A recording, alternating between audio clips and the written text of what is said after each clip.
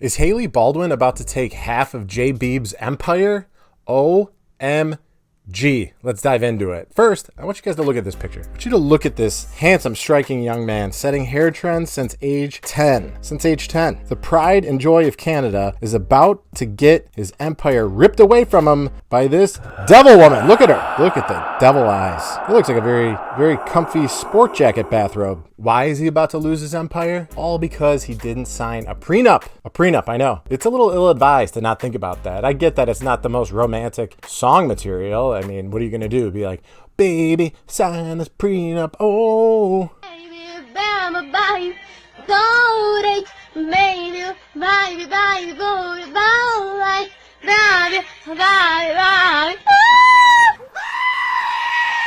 But it's ill-advised. I mean, it's about as ill-advised as the mustache that he grew. I mean, look at that mustache. That's ill-advised. That mustache alone warrants its own intervention. All of his friends and family are going to show up and be like, Justin, here, please sit down. There's a lot of love in this room, but listen, we got to talk about this mustache. I mean, that mustache looks like it needs to introduce itself door to door when it moves into the neighborhood. I mean, it's that bad. That mustache will land you on To Catch a Predator on NBC.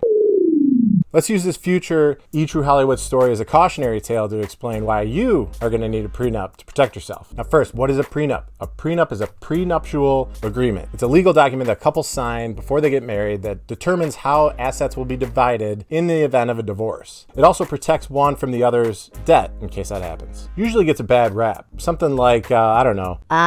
So are you serious right now? You want me to sign a prenup out of nowhere? Okay, so like what? You're just gonna kick me to the curb once you're done with me? I mean, that's not cool. Also, what are you wearing? I feel like our outfits don't match this Los Angeles climate. This is weird. I like to look at it as a love contract. Really, that's what a prenup is. It's a love contract. It's not, saying, hey, I don't think this is going to work out. I want to protect myself. No, it's more like, I love you. Let's determine what happens now instead of the courts later on. See, it's like all the rom-coms where the guy who has no money ends up getting the girl at the end, like my favorite, Sweet Home Alabama. A prenup is actually one of the few things that one of my favorite TV characters, George Costanza, did on Seinfeld when he was trying to get his fiancée, Susan, to call off the wedding. Look at her. He just looks miserable right there. That's what he did. That was one of his options. How can I get her to call the wedding off because I'm George and I'm a coward? First, he tried smoking. Look at, he looks miserable. He's like, well, I can't quit now. But the smoking doesn't work. She just tells him that he's got to quit. So eventually, Cosmo Kramer comes through with his great advice. It's always got great advice. And he goes, tell her to sign a prenup. That'll work. And George is like, why? He's like, well,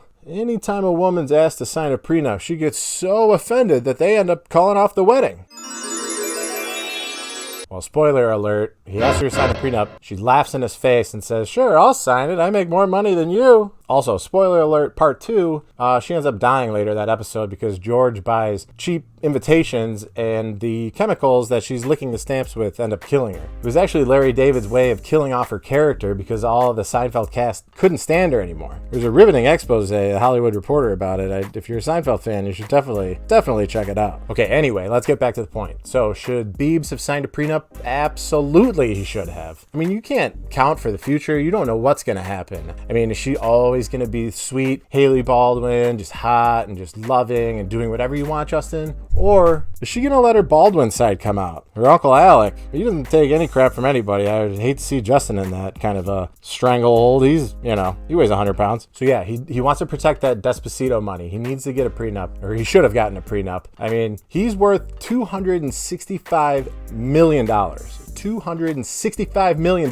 That's ridiculous. Haley's worth $3 million, which is still a lot. But as Connor Roy says in Succession, $3 million, even $3 to $5 million is the worst. That's like being the tallest dwarf. It sucks. Look at him, he's come a long way since Ferris Bueller. He's still got the long face, though. If he's weighing the odds, it would be smarter to sign a prenup. On the plus side, the divorce rate's actually gone down 18% in the past decade. But at the same time, so has the marriage rate. So I don't know what that means. Maybe people that are getting married now really like each other instead of somebody got knocked up and, hey, we're married now. Unfortunately for the Biebs, the divorce rate for celebrities is 52%, which is 2 times higher than the rate for us normals. So he's got to take that into account. I mean, you never know what Selena Gomez character is lurking around the corner waiting for it to all end, rubbing her hands together. Another thing that's a trend is that prenups are no longer so awkward. They're no longer so awkward. They're kind of like in now. First of all, I'm embarrassed for even talking in that voice, but second of all, they're not in,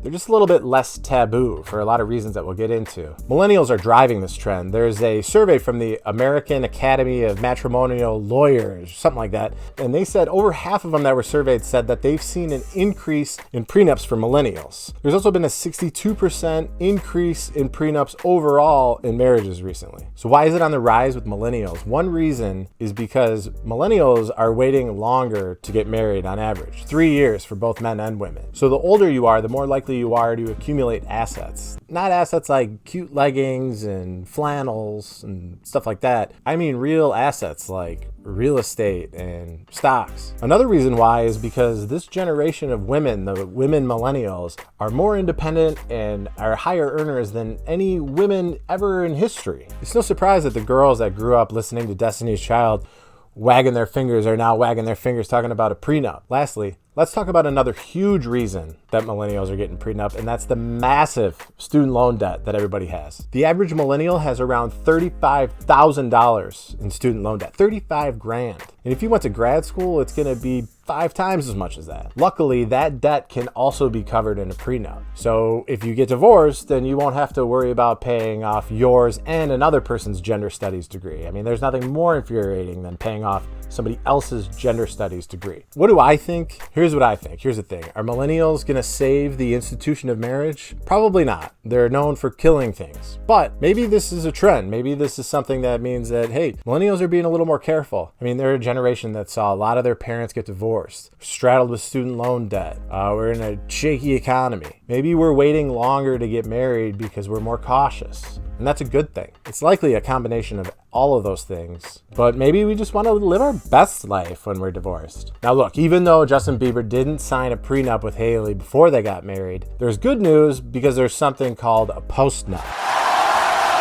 Everyone knows those celebrity horror story divorces. Madonna had to pay $92 million to Guy Ritchie when they got divorced. Elon got $750 million from Tiger when they got divorced. And Kevin Federline had to pay $4 to Britney Spears in their blockbuster divorce settlement. Justin can save himself with a postnup here. A postnup is the same thing as a prenup, but it's post. Duh, it's after the wedding. Jay-Z and Beyonce actually have a prenup and a postnup. It's kind of like a, oops, I forgot. Here's some other stuff that I want to make sure. Justin should totally do this. In that case, then, if they do get divorced, he can tell Hailey, hey, go and love yourself. Say, Hailey, you can go and love yourself. One key thing, though, to understand about a postnup is once you get married, a lot of the assets that you accumulate together are community property. So those assets are together before that postnup is signed. One key thing to understand, though, is that once you're actually married, a lot of those assets become your asset, the couple's assets once you get married. Things like real estate purchases and stock options, things like that. But the postnup can still help in the event of the divorce determine how to divide the assets if a divorce happens. Either way, the postnup will still help. The contract will say what you two want to do in the event of a divorce. I mean, I'm lucky because my wife is actually the one that brought up the idea of the postnup, and I'm thinking, great, maybe we can split the house. But unfortunately, she bought the house before we got married, so either way, the house is going to be hers. Any assets that are acquired before the marriage are technically considered separate property, and they belong to the person that bought that property.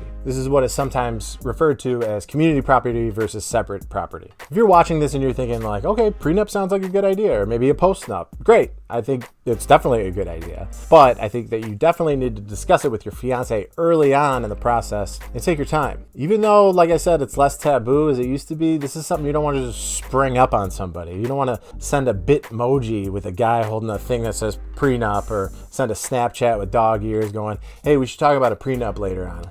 Approach it from a place of love. Like I said, it's a love contract. It's not a divorce contract. It's a love contract. It's for both of you. And it's obviously not the most romantic thing in the world, but just remember, this is where you and your fiance or spouse can determine what's going to happen with your assets in a divorce and not the court. That's it for me. Make sure to subscribe and comment below on upcoming topics that you want us to cover.